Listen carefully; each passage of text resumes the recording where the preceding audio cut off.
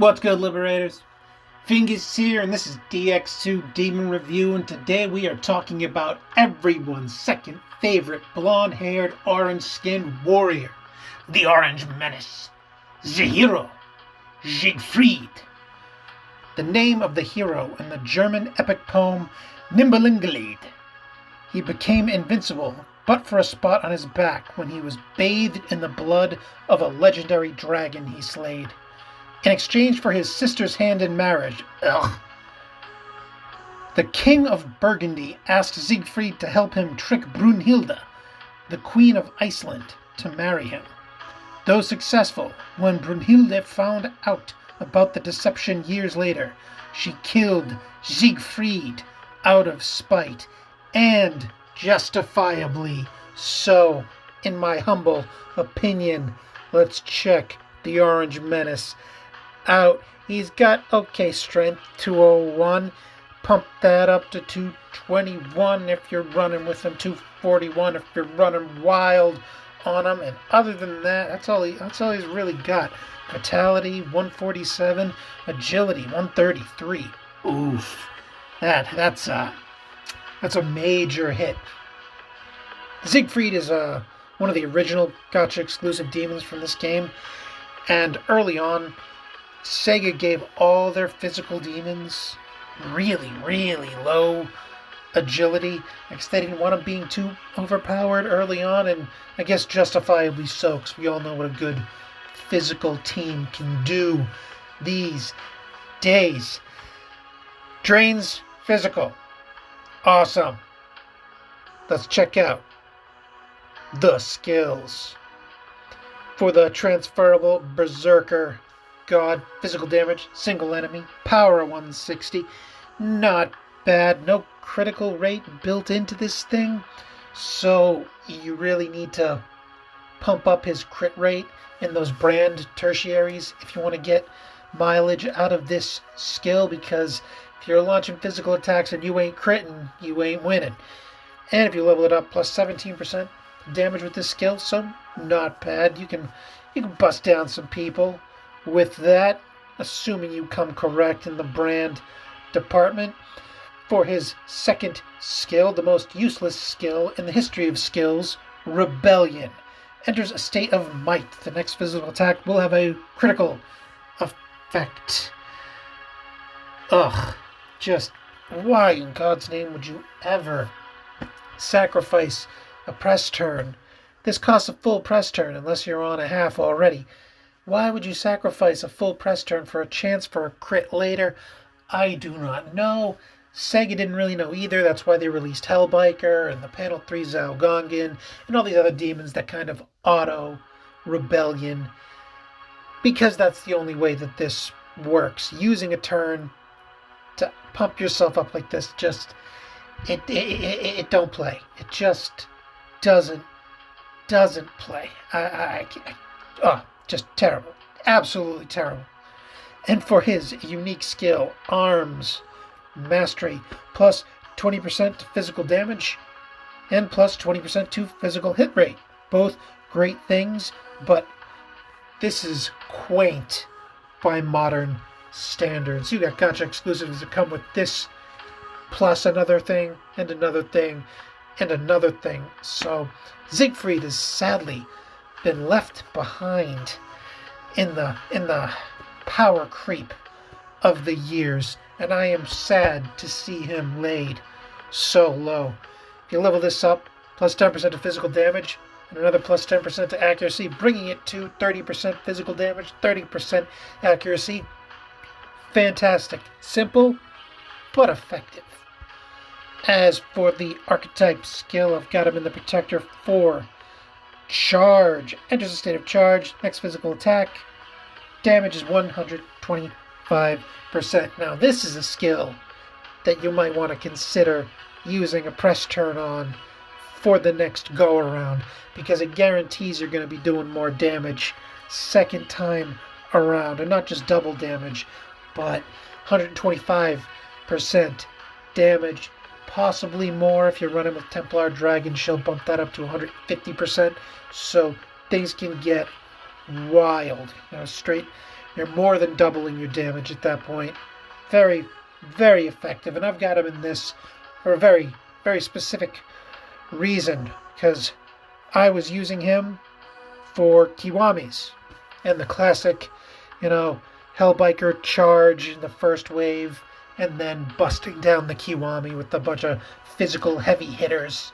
And he worked very, very well in that regard, which is why I gave him Gigantomachia, the most powerful physical sweep skill with the damage of 160, a power of 160 on all enemies. If you level it up, plus 13% to damage. Not bad, not bad at all. The only problem is 8 MP. Ouch. That is a hit. But fortunately, with his panels, you are able to pop off the charge and Gigantomachia in one turn. You can charge up, and then on your next turn, boom, do the big hit with Gigantomachia if you have his panels.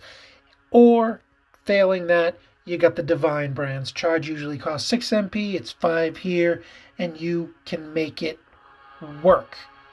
And, even without the Divine Brands, you can make this work off, right? If my math is correct.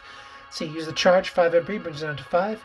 Turn comes around again, you get the 3 MP. Gigantomachia is 8. Boom. Oh yeah, you don't even need the Divine Brands, even without the panels. So that is why I've got this set the way I do.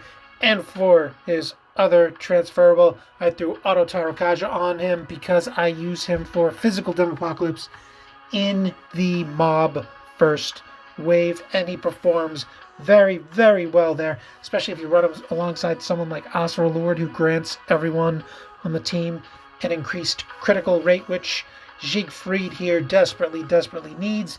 But you can always transfer Epitome of Carnage onto him, Savage Glee, anything to boost up that crit rate will go a long way, assuming you're not running him with Zhao Gongan or Hellbiker or some other demon, or that new demon, Futsu, Katsu, whatever his name is. I don't have him, so I never remember the names of the demons I don't have, who I think auto-rebellions the whole party.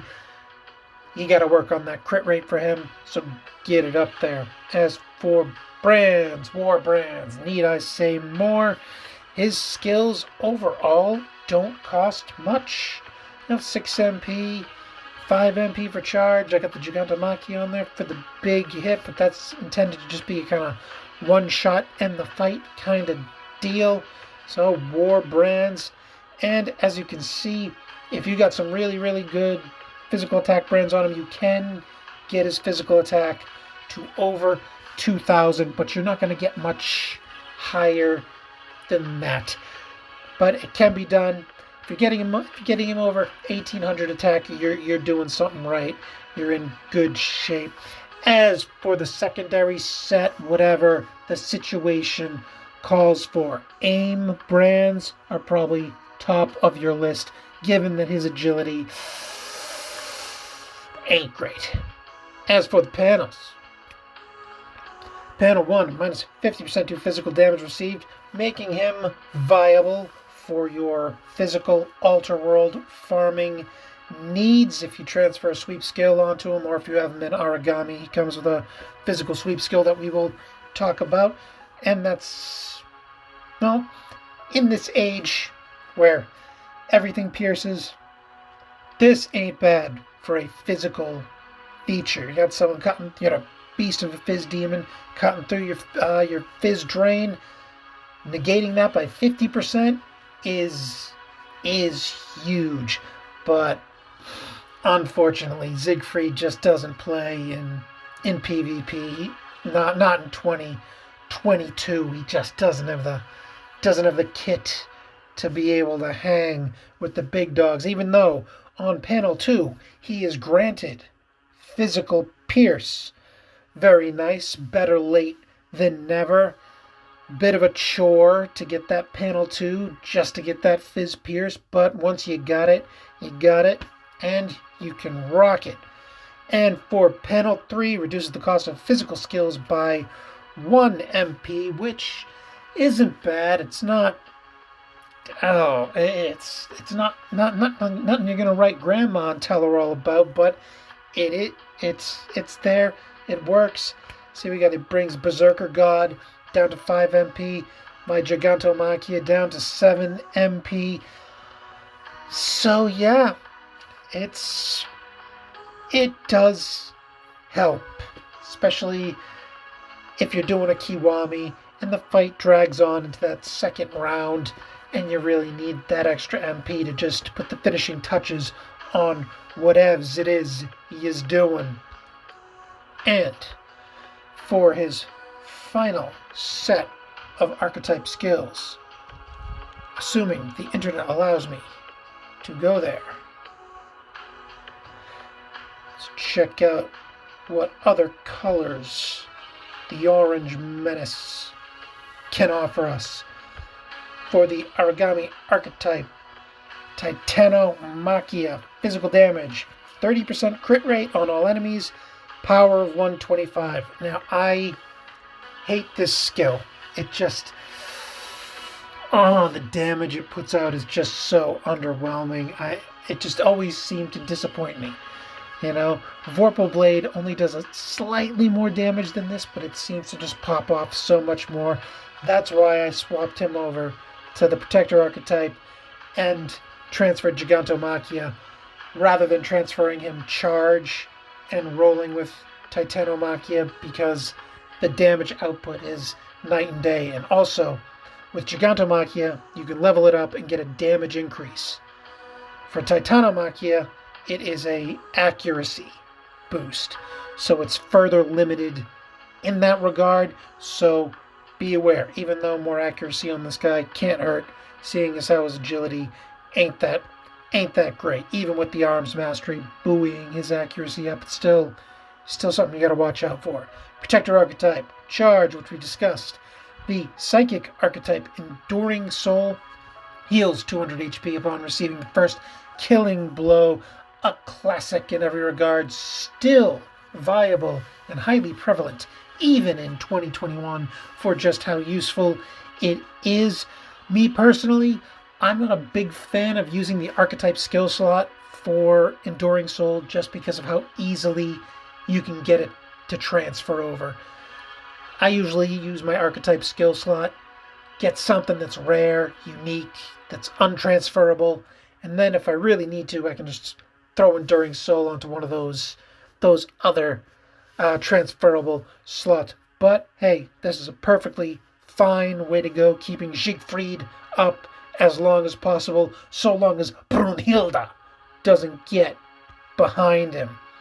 And for the Elementalist archetype, the big loser of the bunch, Null Force. Fantastic in an age where everything pierces through everything. Completely useless. Go away, Elementalist archetypes. Do better. And that's about all I got for the German hero of legend. Just look at that mullet. Just look at that hair. That is lush. Color me envious, liberators. Just remember, when you're staring at a man's gorgeous hair, don't get captured.